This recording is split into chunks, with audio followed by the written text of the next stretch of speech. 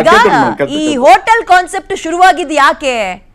ಮನೆಯಿಂದ ದೂರಗಳಿಗೆ ವಾಸ ಮಾಡ್ಬೇಕಾದ್ರೆ ಬುತ್ತಿ ಕಟ್ಕೊಂಡು ಹೋಗಕ್ಕಾಗಲ್ಲ. ಬೆಳಗ್ಗೆ ತಗೊಂಡಿರೋ ಅನ್ನ ಸಂಜೆ ಅಷ್ಟೊತ್ತಿಗೆ ಹಳ್ಸಿ ಹೋಗ್ತಾ ಇತ್ತು, ರೊಟ್ಟಿ ಕಡಿಯಕ್ ಆಗ್ತಾ ಇರ್ಲಿಲ್ಲ.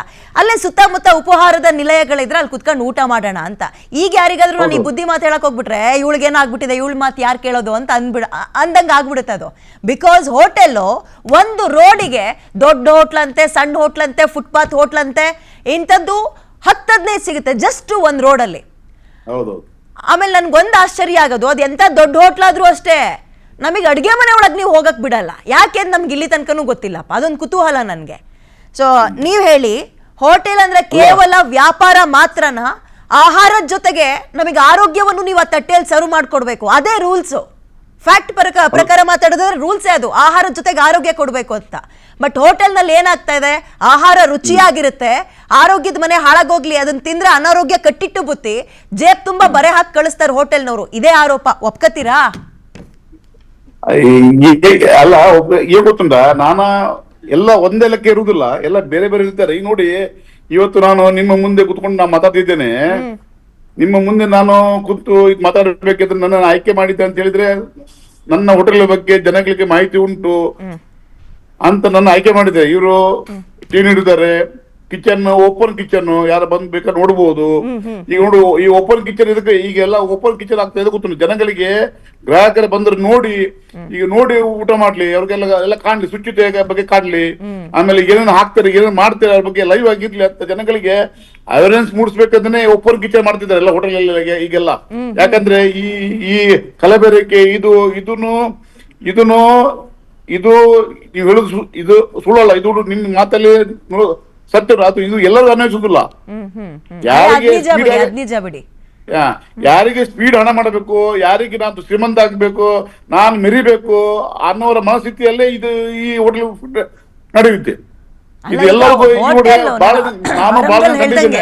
ಅಲ್ಲ ಸರ್, ಈಗ ಹೋಟೆಲ್ ಜನಕ್ಕೆ ಆರೋಗ್ಯ ಕೊಡ್ಬೇಕು ಅಂತ ಎಷ್ಟು ಜನ ಶುರು ಮಾಡ್ತಾರೆ, ಸಂಪಾದನೆಗೆ ಒಂದು ದಾರಿ ಅಂತ ಎಷ್ಟು ಜನ ಹೋಟ್ಲು ಶುರು ಮಾಡ್ತಾರೆ. ನೀವೇ ಹೇಳಿ, ಫುಟ್ಪಾತ್ ಇಂದ ಹಿಡಿದು 5 ಸ್ಟಾರ್ ಹೋಟೆಲ್ ಆಗ್ಲಿ, 7 ಸ್ಟಾರ್ ಹೋಟೆಲ್ ಆಗ್ಲಿ, ಅಲ್ವಾ?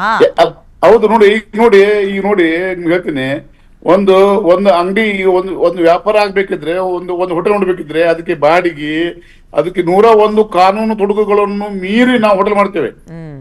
ಅದನ್ನು ಎಲ್ಲವನ್ನು ನೋಡಿ, ಇಡೀ ಕರ್ನಾಟಕದಲ್ಲಿ 100% ಅಲ್ಲಿ 10% ಅಷ್ಟೇ ಹೋಟೆಲ್ ಸಕ್ಸಸ್ಫುಲ್ ಉಂಟು, 90% ಅಲ್ಲೇ ಉಂಟು. ಯಾರು ಹೋಟೆಲ್ ಕಟ್ಟ ಕಡೆ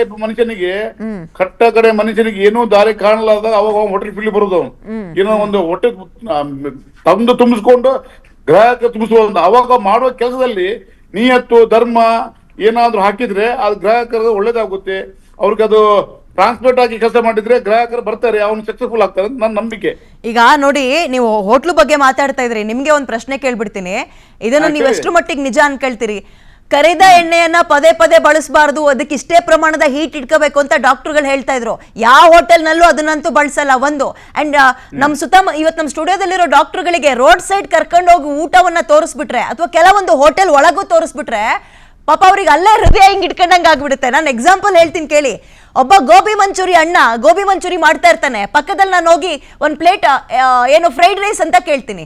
ಅವ ಫ್ರೈಡ್ ರೈಸಿಗೆ ಬಳಸುವ ಸ್ಪೂನ್ ಇದೆಯಲ್ಲ, ಸ್ಪೂನ್ ಅಲ್ಲ ಸೌಟು, 1/4 ಲೀಟರ್ ತೆಗ್ದು ಎಣ್ಣೆ ಹಾಕ್ಬಿಡ್ತಾನೆ ಪುಣ್ಯಾತ್ಮ. ಅಲ್ಲೇ ಗೋಬಿ ಮಂಚೂರಿ ಬೈತಾ ಇರುತ್ತೆ, ಅದನ್ನೇ ಎಣ್ಣೆ ತೆಗ್ದು ಹಾಕ್ಬಿಡ್ತಾನೆ.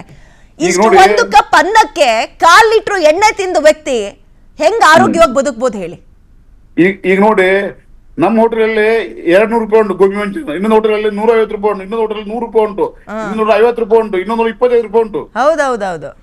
ಅವ್ರು ರೇಟ್ ಯಾಕಿರ್ತಾರೆ, ಅವ್ರ ಕ್ವಾಲಿಟಿ ಪಕ್ಕ ಅವ್ರು ರೇಟ್ ಇರ್ತಾರೆ.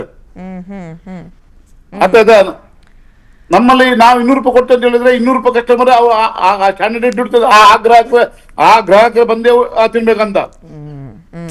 ಈ 25 ರೂಪಾಯಿ ಗೋಬಿ ಮಂಚೂರಿ ಮಾಡ್ತಾರೆ ಅವ್ರು ಯಾಕೆ ಕ್ವಾಲಿಟಿ ಹಾಕ್ತಾರೆ? ಸರಿ ಸರಿ, ನಮ್ಗೆ 200 ರೂಪಾಯಿ ಗೋಬಿ ಮಂಚೂರಿ ಮಾರಿದ್ರೆ ನಮ್ಗೆ ಲಾಭ ಸಿಗೋದು ಕಮ್ಮಿ, 25 ರೂಪಾಯಿ ಲಾಭ ಸಿಗುತ್ತೆ ಅವ್ನಿಗೆ. ಕರೆಕ್ಟ್ ಬಂದೇ ಇರಿ ಡಾಕ್ಟ್ರೆ. ನಾನೀಗೊಂದು ಪ್ರಶ್ನೆ ಕೇಳಿದೆ.